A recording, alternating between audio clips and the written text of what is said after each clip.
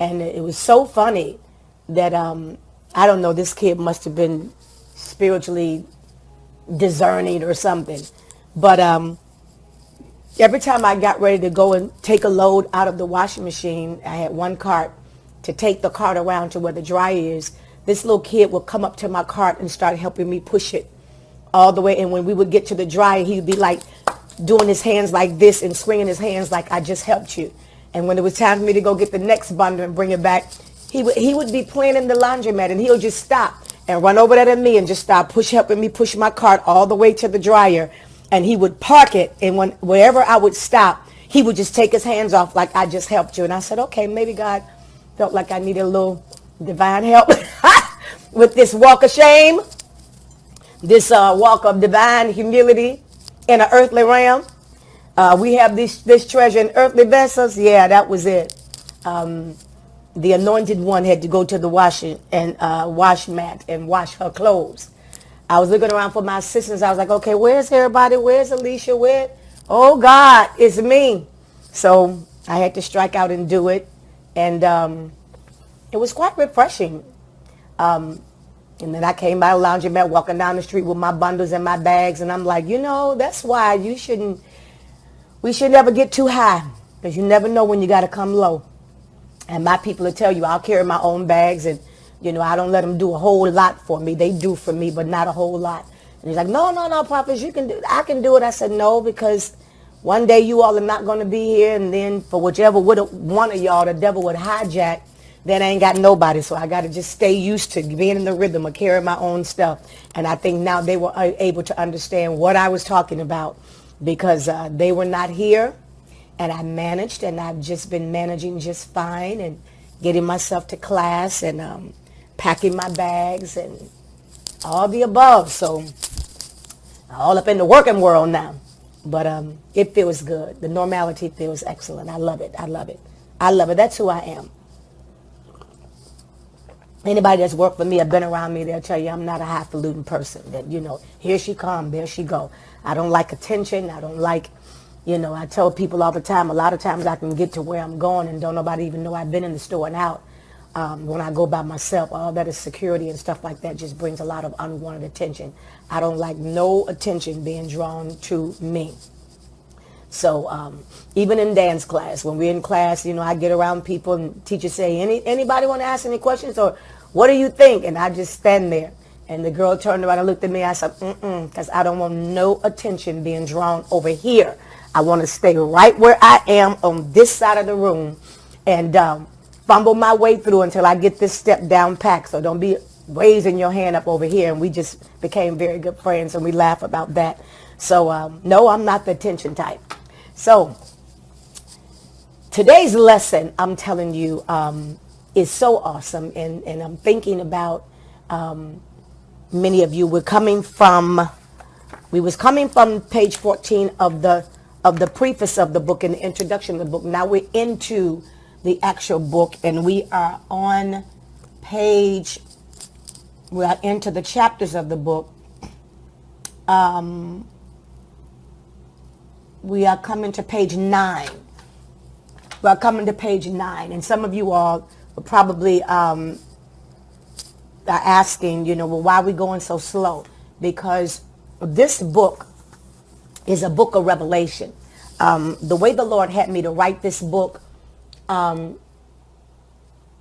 you can read this book for face value, and then you can read into the book in the spirit. And this book will cause you to travel to some places. So if you just read the book and just said, oh, I read that book, then you need to go back and read it again, because that's why a lot of things that God has given me to teach you by way of the At 3 With Me broadcast, you may not see written directly, sentence by sentence, line by line, chapter by chapter in the book. But as I read the same pages you're reading, these are the revelations that I'm getting from this book. This is the revelation that God is pulling out from these pages. And I wrote this book, and I'm seeing revelations in here that it has taken me to the third dimension, if you want to say that. So I believe your first read is first dimensional. You get the understanding based upon the grade you're in, and based upon what God is speaking to you for that moment. But I definitely believe that the book is dimensional, and so that's the way that I'm going through this book. So we're on page 8, and I wanted to read something to you from this page. If you have not ordered your book, go to www.juanitabynum.com, get your book, and remember, when you order the book, you're going to get a free PDF. So you'll get the computerized version of it first for free, no charge to you until your actual physical book gets to you. So if you go there and order the book, you'll have it. And of course, the Topical Bible will be out next week. I'm so excited about this. This would be a special edition. The one with my picture on it, it would be signed. And after the special edition series, we're only going to do 500 of those. We will no longer have it with my picture on the front and a series. It would be the same color, but not the same book. So this is a special author series that we're getting ready to do. So those of you that are go online and get your special edition series, be the first one to get that one, and it would be signed by me as well. And so all of that is good stuff that's coming up. And of course, you saw the flyer. I'm going to be in Chicago, so meet me there. I'm doing all of this so when we get into the lesson, I won't have time to do this. I'm going to be in the city of Chicago, in Maywood, Illinois. People that live in Indiana, Milwaukee, those are close proximities of you. I would love to see the bumblebees there. And then I'm going to be doing a book signing at Essential clothing store. I love that lady. She's very, very special to me. I love her clothing line, and the book signing, where I would be signing all the books that people purchase, would be that Saturday at 12 noon, and I'll be posting that flyer as well. Want to, and this is the Help Women's Conference that's down there below. So it's free of charge. You come in, all seats are free. I advise you to get there early because we're looking at a facility that seats about 1,000 people, and that's not going to be a lot of room because Chicago is my hometown. And so I have not been in Chicago since February. So get there early if you intend to come. And let them know you're a bumblebee. Maybe they'll get you some special seats. I'll tell them, all right? But anyway, the book says in page 9, since Jesus is the way to the Father, then the gate is symbolic of the way. So anywhere where you will see gate and doors, it is similar. It is saying the same thing. The door is a gate. The gate is a door. So that's going to be very, very pertinent that you remember that. The gate is a door and the door is a gate. And it says that is symbolic of the way. It is the interest into the things of God. If you do not understand what these colors represent, we're talking about the colors of the tabernacle for a shorter time. I wanted to say that, make that note. Right here, you can get off track in your approach to God. If you miss it here, you may never reach the Father. Jesus said in John 10:7-11, I assure you most solemnly, I tell you, that I myself am the door for the sheep. All others who came as such before me are thieves and robbers, but the true sheep did not listen to and obey them. I am the door. Anyone who enters in through me will be saved, will live. He will come in and he will go out freely and will find pasture. The thief comes only in order to steal and kill and destroy. I came that they may have and enjoy life and have it in abundance to the full till it overflows. I am the good shepherd. The good shepherd risks and lays down his own life for the sheep. Now, let's back up. I want to go back to something in this that I want you to pay close attention to. I want you to really pay close attention to this today. He said, I assure you most solemnly, I tell you, that I myself am the door for the sheep. Key word right here. Key word right here, John 10:7-11. Key word right here is that I am the door for the sheep. I'm not the door for the goats. I am the door for the sheep. I am the door for those that have the potential to follow me, to be led by me. I want you to hear this because I'm putting this on screen because I wanted to really walk us through this, because this is going to be good today. I am the door, and I am the door for the sheep. So if I don't have the ability to be led, then where am I going? There was a diagram that that I had. Let me get this notebook. I laid it over here. Hold on a second. Half a second. I'm right here. Right here, right here, right here. Not going anywhere. And I got up this morning and I prayed. And I prayed for people on the page today. Prayed intensely for some of you today. And while I was praying, the Lord began to talk to me about not taking lightly this thing that I keep saying about divine obedience. He said, I don't want you to brush over that, because that's not a light thing. That's not a light thing. He said, being led of the Lord is coming to a new level of dependency. And if you're going to doubt at all, doubt you, but don't doubt God.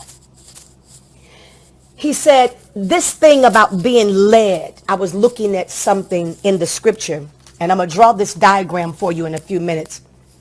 And the scripture said in Hebrews 4, 5 and 7, it said, in the days of his flesh, in the days when Jesus was walking around in his flesh, offered up definite special petitions for that which he not only wanted, but needed. In other words, he prayed. When Jesus was walking around in his flesh, he offered up petitions of prayer for things not only that he wanted, but things that he needed. I think that's the first thing that we got to get beyond, because we think because he was human and divine and that he was the savior of the world, that there was always this thing where he's just in tune with heaven and just aligned with heaven. But you got to understand that even though his spirit was, his flesh was not. And so his flesh was susceptible to anything and everything that we are susceptible to in this hour. And so because he sat in the flesh, he had to also constantly petition heaven for what his flesh needed. Are you hearing that? Because remember when I told you we are complete in him. He gives us a promise based upon the finished work. Based upon the finished work. Based upon your spirit. Now, if you're going to get what has been promised to your spirit, you must petition God constantly in your flesh. While you are in this fleshly body, there must be petitions that go up before him. Now watch this. When you got to remember this, and I want God to just help us with this. Why am I being led? Why am I being called to be led? What is the purpose of me being led? Is God just bothering me? Is he just coming over, tapping on my shoulder saying, I want you to do this, I want you to do that, I want you to do this? Is that what it is, people? Because we're gonna find out. Is that what it is? Is he just, got things promised to us and just everything is everywhere and we just, are being asked like somebody would clarify it as dead, dumb sheep that's just being asked to trailblaze God wherever it is he's trying to take us. Somebody with an immature mindset would probably think that way, but I don't think it's that. I believe from prayer this morning that I am being led because of my petitions. Wow. I am being led because of my petition. My petitions put me in the line of leading. When I was in my own will and my own way, I was doing my own thing. The minute you pray and ask God for something, it puts you in the leading line.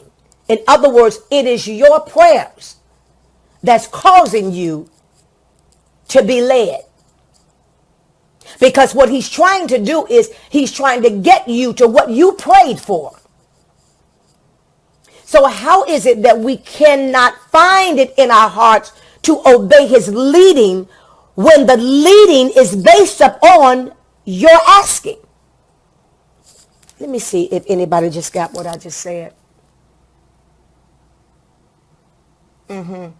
Yes. Juana said that's powerful. Yes. That's exactly what it is. I'm being led because I have petitioned the Lord. I have petitioned the Lord. I am being led because in order to get me to that promise, there's a lot of connective things that has to be put in place. And if I refuse to be led, I will miss the next dot that's supposed to be connected. Watch this. I want you to see something. I want you to see something because somebody said, well, Dr. Bynum, you just don't know. He said here, he not only wanted but needed and supplications with strong crying and tears to him who was always able to save him out from death. And he was heard because of his reverence toward God. He wasn't heard because of his perfection toward God. He was heard because he reverenced God. And he did that with crying. And he did that with tears. So we getting somewhere with where you don't understand what I'm going through and why I have to go through this and why am I going through what I'm going through and why this and why that. And I'm going to show you why. I'm going to show you why. Because it said here that he also reverenced God and his godly fear, his piety, and that he shrank from the horrors of separation. He shrank at the very thought of being separated from God. Now watch this. Now watch this. I want to show you something. He shrank at the very thought of being separated from God. And it says, 8th verse, 5 and 8. Although he was a son, he learned active, special obedience through what he suffered. In other words, my obedience is activated, which means what I am dealing with is a gift from God. It's a gift from God because it activates my obedience. It causes me to move in a direction that I'm not familiar with, because if you knew where your blessing was, you would go to it. If you knew where the divine promise was, you wouldn't need God. You would be able to go right to it. But the Bible tells us that there are things that are hidden. There are things that God has kept hidden until now. And it's only being revealed to those that choose to follow him and follow his leading and give up worrying about yourself and the next move, understanding that I am covered when I obey him. Wow. He got me covered. I'm going to show you something. I saw this and I said, well, what are you saying to us? He said, it's time now for the meat of the word, to the point that people are being able to understand how to incorporate their spiritual walk into their everyday life so that it becomes the norm. It's almost like it's like breathing in and out. Let me help you with something. You can try to be religious. You have to try to be religious. To be spiritual, you don't have to try to be spiritual. Because spiritual is a part of your very existence. You don't have to try to breathe. That's what spirituality is. You have to try. You have to try to be religious. But you don't have to try to be spiritual. Wow. I'm going to show you why. I'm going to show you why. So what is this page all about? This page is to assist you in transitioning from trying to be religious and failing at it miserably to just walking in the Spirit. Disappointment about our walk with God comes when we're trying to be religious. Wow, wow, wow, wow, wow. Disappointment comes in our walk with God when we're trying to be religious. Disappointment comes in our relationship with God when we're trying to be religious. Because I'm trying to help somebody who even feel unworthy about praying. All of these are tied to religious means. When you are trying to be religious, watch this, then you're trying to do something that Moses them could not accomplish in their day. And I'm going to show you this. I'm going to show you this. Watch this. I want you to see something. I want you to see something. It says here in the 9th verse of the 9th chapter of the book of Hebrews. Now even in the first covenant had its own rules and regulations for divine worship. And it had a sanctuary, but one of this world. A sanctuary, one of this world.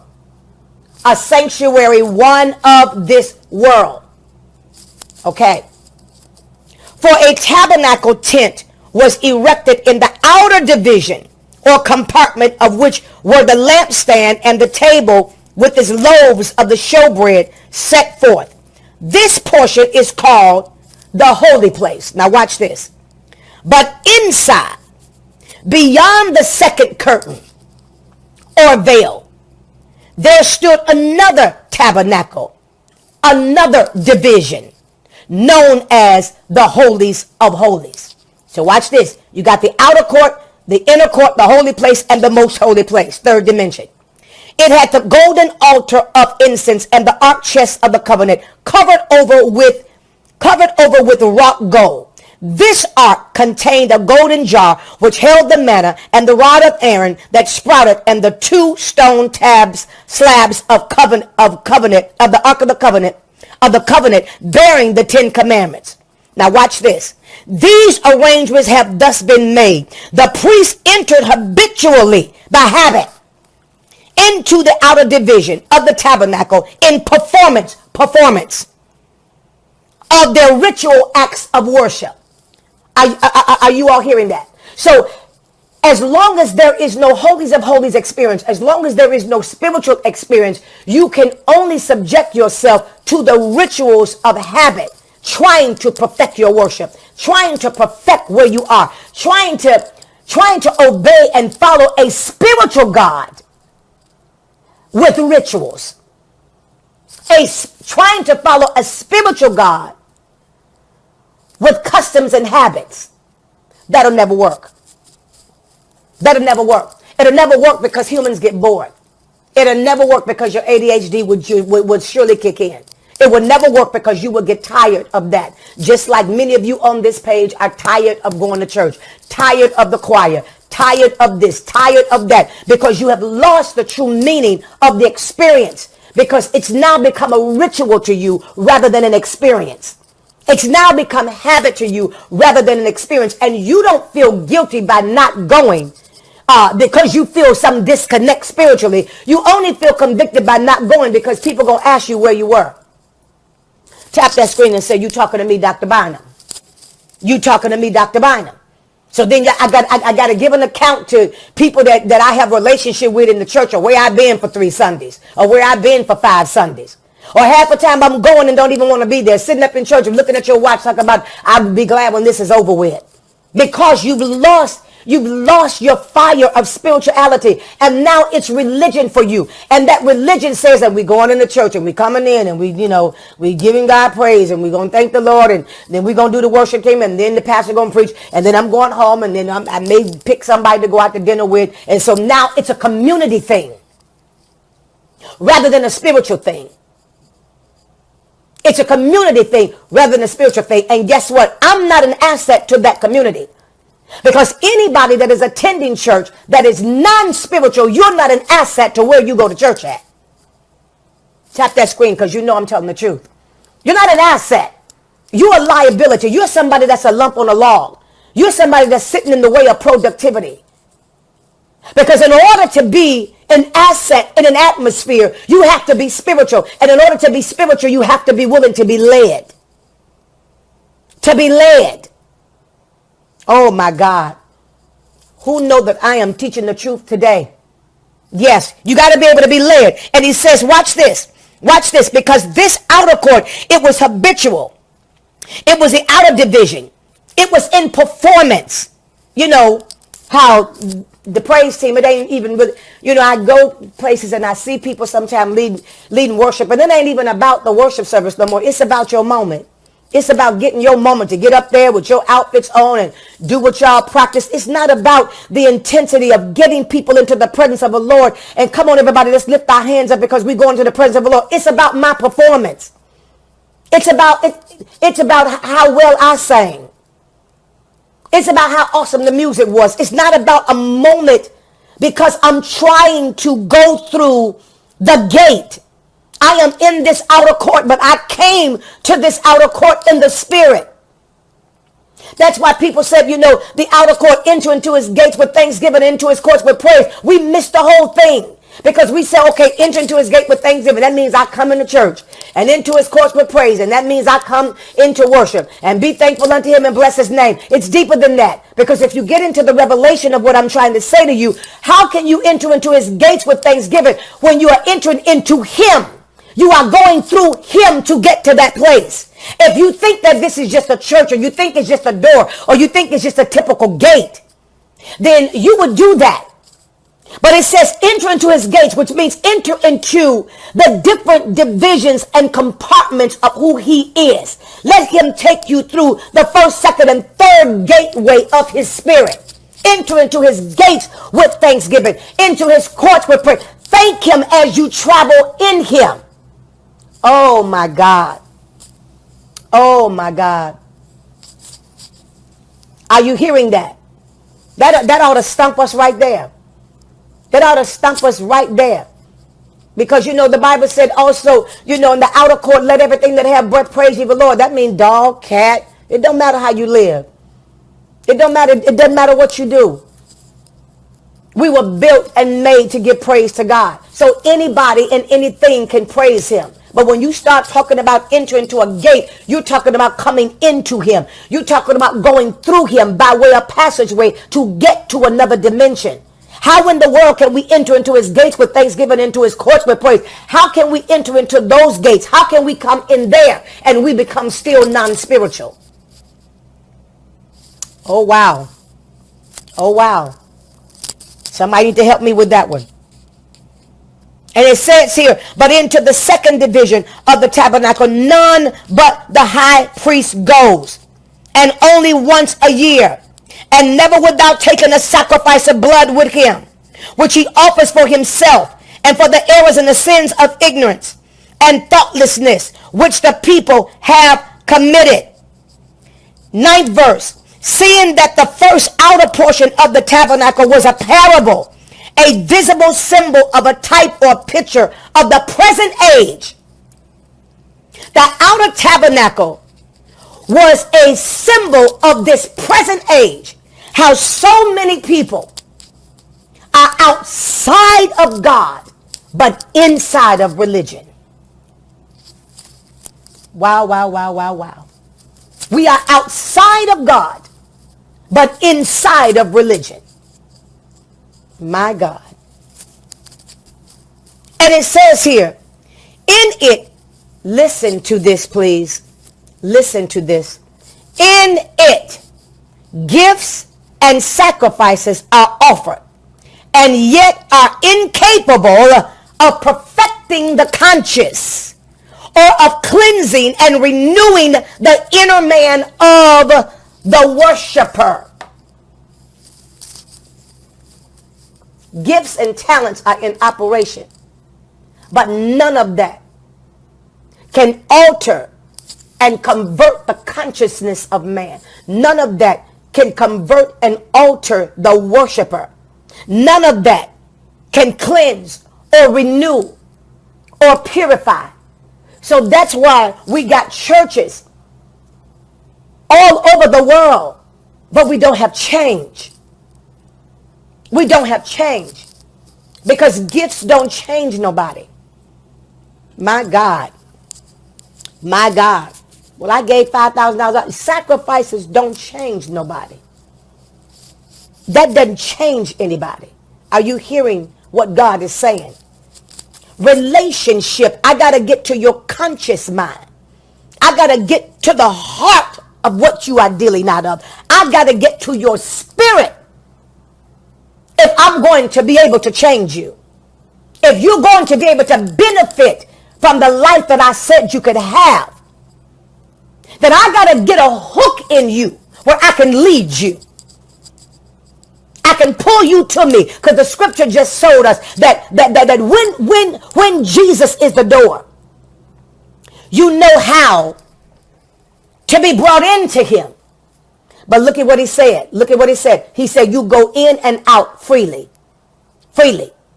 He said, because I come to give you an abundant life. I don't come to make you be stuck in a religious form of me and not give you the freedom to be able to go out from me.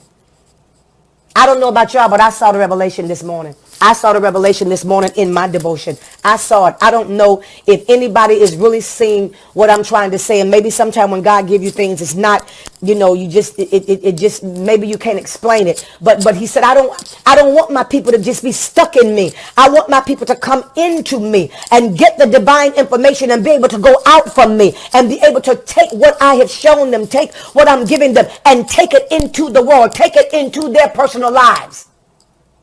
Freely. Freely. I want them to have movement in the spirit. I don't want them to be stuck to the altar. I want to show you something that I read today. I just said something right there, and I'm going to show you proof. I'm going to show you proof of what he said. He said in the 6th verse, this is what he took me today. This is what he took me today. He took me to the 6th chapter, and watch this. It said, therefore, let us go on and get past the elementary stage in the teachings and doctrines of Christ the Messiah. Is anybody listening? Is anybody listening? Let us go on and move on from this outer court experience. Let us go on and move on from the experience. Watch this. From the experience of constantly coming to the altar. Of the experience of constantly having to do our first work all over again. Of the experience of constantly having to deal with the elementary parts of this Christian experience. When are we going to get beyond that? And that's why on this page, you don't hear me talk a lot about put that down and don't do that and don't do this and don't, because I'm so over that. And if you're coming on this page to be taught, it's time for you to mature and get past that. We shouldn't be still talking about dirty diapers. We still shouldn't be talking about oops, bleeps, and blunders.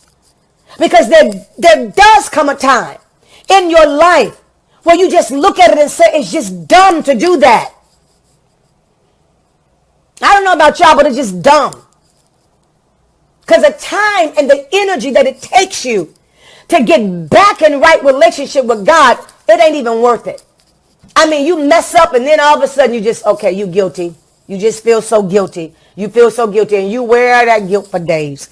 And then you say, Lord, forgive me for days. And then you got to get past it for days. And it takes you so long and so much energy to forgive yourself and get beyond it until when you are tempted by it, you be like, it ain't even worth the trouble. I can't. Because I know that's going to be a journey up the road and around the corner for me to get back in right relationship with God. And even though the scripture said he has instantly forgiven me, the hard part is not being forgiven by God. The hard part is forgiving myself. That's what takes up my time. That's what prolongs my issue. That's what causes me to feel like I'm not worthy to come into the presence of God to pray or to ask God for anything. That's what makes you feel like a dirty dog for too long.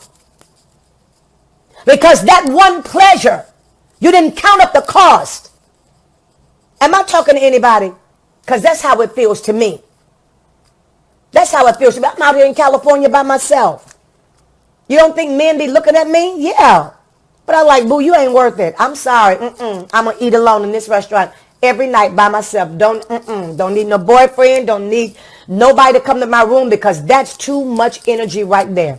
That's way too much. Don't need nobody to babysit me. Don't need nobody looking over my shoulder. That's too much energy that I would have to put out to get back in right relationship, to feel like I'm worthy to still preach to people, to feel like God done forgave me, for feeling like, maybe I done lost all my blessings because of what I just did. That's too much drama. Some of it is not even conviction. Some of it is just you maturing enough to say, that's too much drama. Okay. Who am I talking to right there? Who am I talking to? Too much. Too much. And that's wasted time. That's wasted time. That's delayed blessings and delayed miracles. Oh, wait a minute. I gotta let me do this diagram for you because I need you to understand this. He said here, when are we going to get beyond that? The elementary stage in teachings and doctrines of Christ the Messiah. Advancing steadily toward the completeness and perfection that belong to spiritual maturity. Now I know why we can't get it. Now I know why we don't have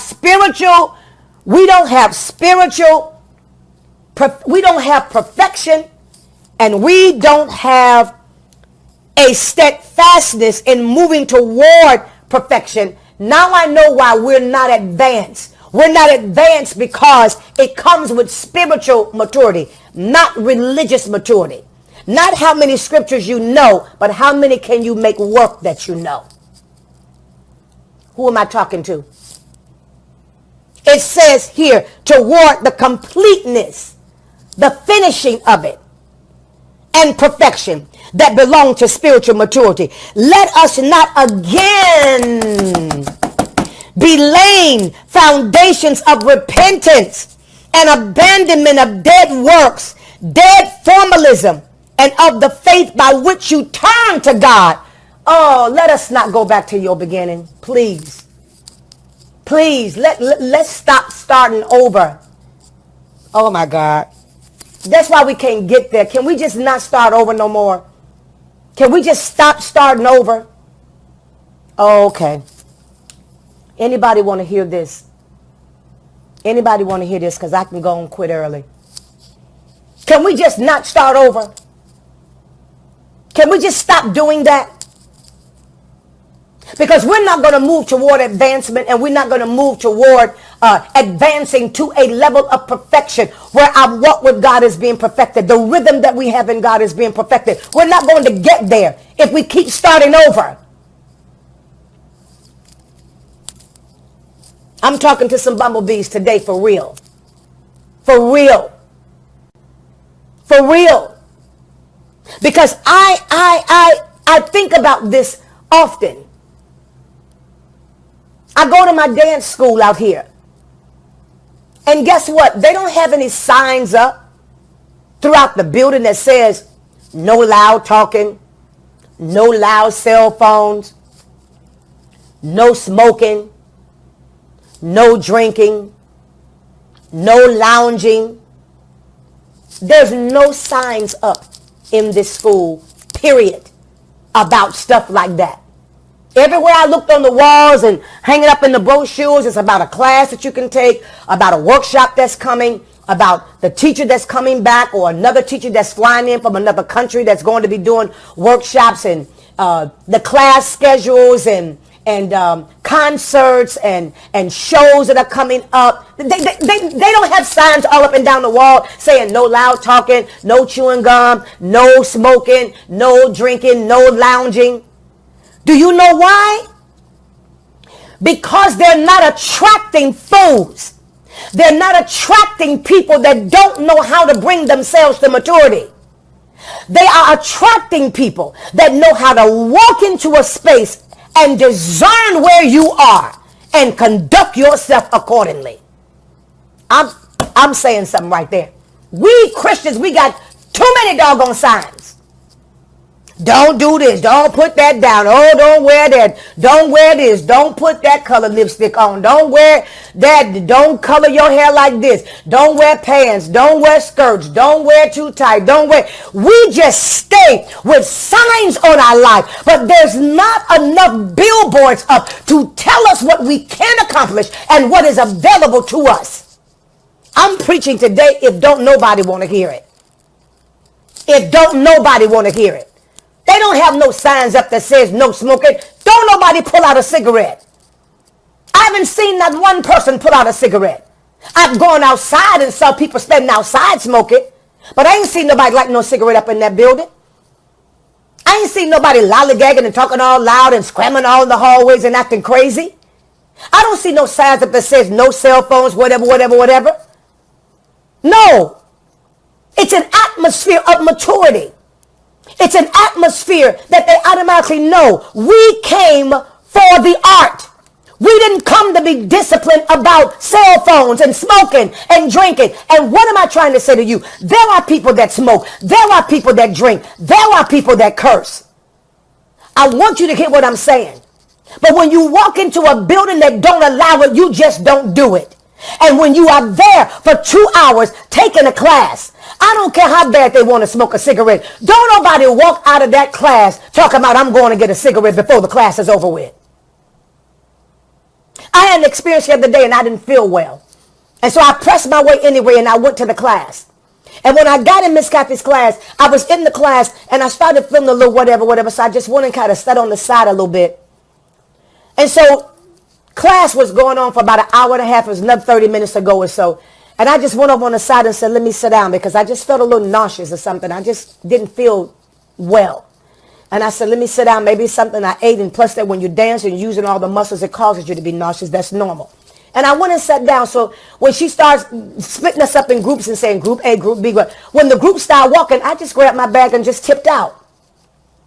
Do you know I got a text from Miss Kathy? It said, Miss Bynum, my class ends at 3 o'clock. She just said, where are you, sweetie? How are you? Oh, is you all right? She said, Miss Bynum, my class ends at 3 o'clock. And I said to her, I do apologize. I wasn't feeling well. She said, well, get your rest and I will see you next class. Do you know what that said? You don't just walk out my class. You don't walk out my class. My class ends at 3 o'clock. You don't decide when you want to walk out. Is anybody listening to me? Is anybody at all listening? And if we do not get ourselves as Christians beyond the rules, good Lord have mercy, we will never walk in what God has for us. He can't give you a plan for constantly giving you rules. Oh, Lord have mercy, Jesus. I feel like running right now. I feel like running right now. We go into the doctor's office. We don't sit up in there and light up cigarettes. They said no smoking and you sit there for as long as you need to sit there and you don't smoke. But the minute God says don't smoke, the minute God says put that down, we got every reason why we can't. But we'll put it down for the doctor's office. We'll put it down for the lawyer's office. We'll put it down to go into the grocery store. We'll put it down to go into Walmart. I'm preaching right now. We will put it down to go into the mall. We would stop having sex. We would stop smoking, all of that, to walk through the mall for as many hours as we are there. We will put it down for all of that. I will put it down to go in the dance class, but only when it comes down to my own life and my own desires and things that I know God has for me. I can't put it down for me. And I got a problem with that. I got a problem with that, and you should too. Where you could stop immaturity for every organization, every company on the face of this earth. But you don't deem yourself and your destiny important enough for you to put it down for you. There's a problem right there. There's a problem right there. There's a problem right there, people. I know what I'm talking about. I know what I'm talking about. He said right here, and you watch this. He said, with teachings, when are we going to be finished? Thank you, God. I don't even think about sinning out here. I don't even think about, well, you know, I'm out here by myself, so what can I get into? I go to the same restaurant, same 2 restaurants every night. And when I get through with class, that's my little treat. And I go to the restaurant. And everybody that's gotten to know me. I ain't make no big announcement about I'm some famous preacher or nothing like that. I just walk in, have my headband on, have my bag with me because I'd be coming from dance school. And when I first walked in the door, people greeted me and whatever, and they sat me. And, you know, everybody was very nice, and it was very nice, and I had a great dinner, great experience. I came back the next day, everybody was like, oh, hey, weren't you in there yesterday? Yes, I was. Da, da, da, da. Third day, the little man by the door now goes, hey! I ain't never went hey to him like that. But you know what? He said she's consistent. When I got in there, the other guy said, you want your favorite table? It's right over there. Come with me. I didn't tell nobody, can I sit? No, you want your favorite? Let's sit you where you like to sit. Are y'all hearing this? The owner is standing in there.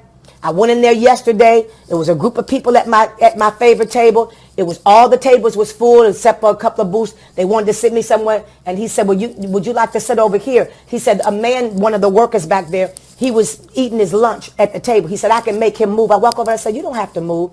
He said, no. I said, no, eat your lunch. You can sit here with me and eat your lunch. And he said, you don't mind? I said, no, I don't mind. So he sat there and he started eating his lunch, and he was eating his lunch, and I was just looking at the menu and getting ready. And so then the boss came over and said, you know, I already know what you like. I got them cooking it fresh for you, and it's coming out, and it's fresh for you. Thank you very much. Do you know why I was getting benefits? Do you know why they were serving me based upon what I wanted? Do you know why I didn't have to make a big deal and didn't have to push about what I wanted? Because I was consistent in coming into that place and showing them that level of respect. And so because of that, he didn't give me no rules about talking loud. He didn't give me no rules about you come in here today. You can't come in here cussing. You can't come in here smoking. You can't come in here going off. He didn't have to give me laws and rules. He gave me what my heart's desire was.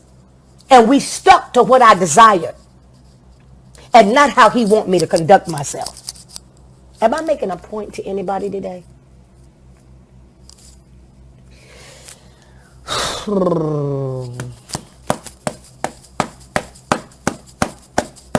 While I was sitting there yesterday at dinner, the girl that waited on me, she wasn't my waitress last night. Another gentleman was. And she said she was ringing up some stuff, and my booth was near the counter. And she said, so what do you do? And I said, she said, are you here with the art festival?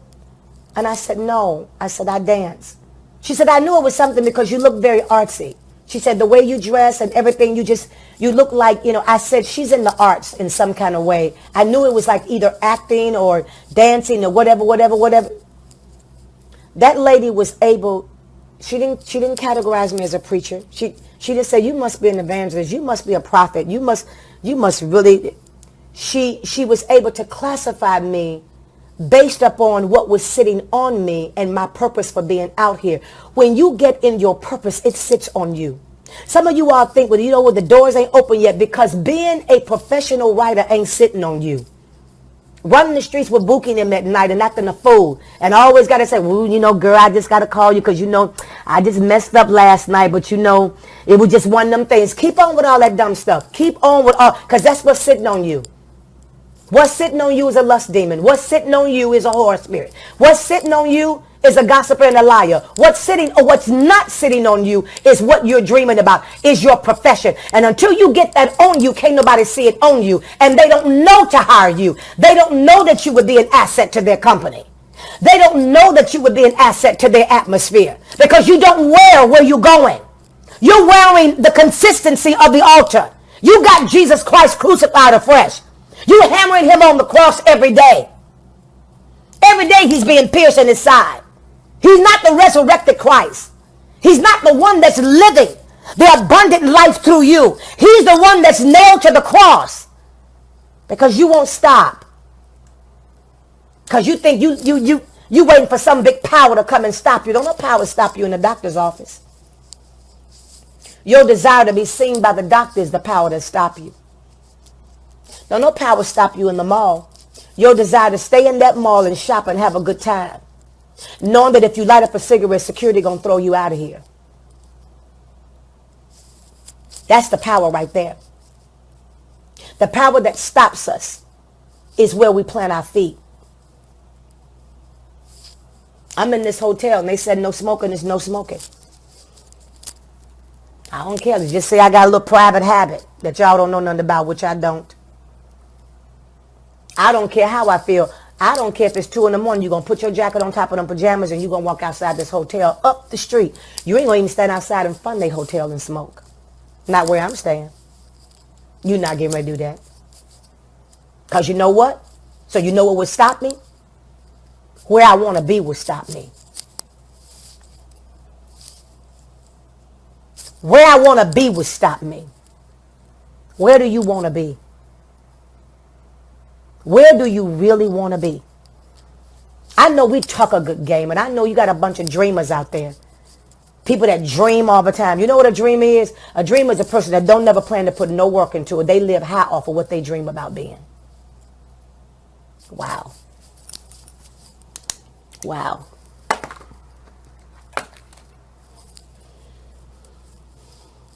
Everything that Martin Luther King had a dream about, great dream, but somebody had to do the work.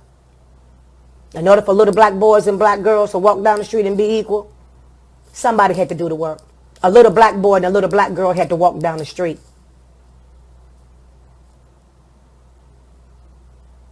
A dream is not enough. Who gonna work the dream? The harvest is ripe. The laborers are few. You want to be a doctor is out there. You want to be a lawyer is out there. Somebody texted this to me yesterday and it blessed my soul. Lisa Vaughn texted this to me yesterday and we were talking about our goals. And she said in a text, and she didn't even pay attention to what she was saying. She was just texting me some stuff. We've been friends since I was 17. She said, "Neat, it ain't too late to be great." And I thought I'd drop that nugget to somebody on this page. It ain't too late to be great. The dream is not enough. Somebody got to work the dream. Somebody got to work the dream.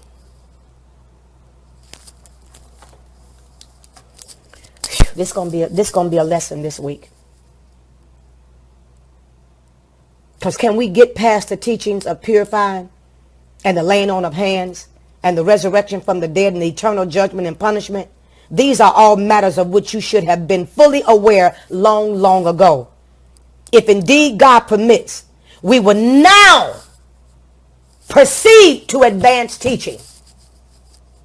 That's Hebrews chapter 6, the 3rd chapter. If indeed God permits, we will now proceed to advanced teaching. It ain't too late to be great.